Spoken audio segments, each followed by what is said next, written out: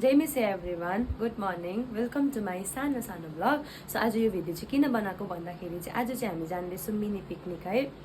अनि यो अनसडन प्लान भएको हो किनभने अब म घर पनि जानु पाइनँ नि त, मेरो स्कुटीको कामहरू छ। अब चाहिँ म पहिला जान्छु ग्यारेज होइन, ग्यारेजमा काम गरेर चाहिँ हामी पिकनिक जाने भएको छ।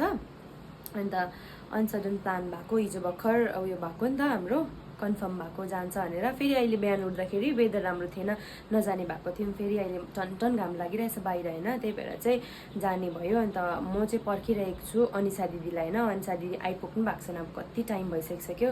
अब मेरो ग्यारेजमै कति टाइम लाग्छ होला होइन, अब जाँदा ओर्दा 2-3 बज्छ होला।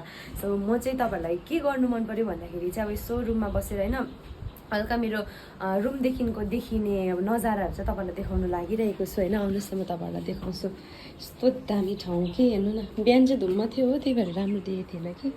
यो चाहिँ मेरो रुमबाट देखिने ठाउँहरू हो, हेर्नु सक्नुहुन्छ मजाले। अब यो देख्दाखेरि नै क्या यति पिसफुली ठाउँ हुन्छ नि, हेर्नुहोस् न कस्तो दामी हो। यो चाहिँ मेरो कम्पनी हो। यस्तो दामी, बेलुका पानी पर्दाखेरि चाहिँ यहाँ दामी यो लाइट बल्छ होइन, त्यही भएर दामी देख्छ नि त।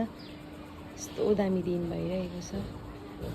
यस्तो दामी दिनहरू देख्दा चाहिँ तपाईँहरूलाई हुन्छ नि नघुमी बस्नु सक्दैन होला जस्तो लाग्छ नि त।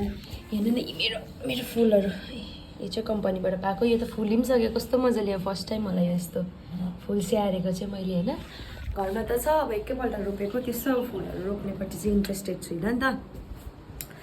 त्यति नै हो। म चाहिँ अन्सादीको वेट गरिरहेको छु, अन्सादी आउनु भएको छैन। अन्त आज के कस्तो हुन्छ म तपाईँहरूलाई देखाउँछु।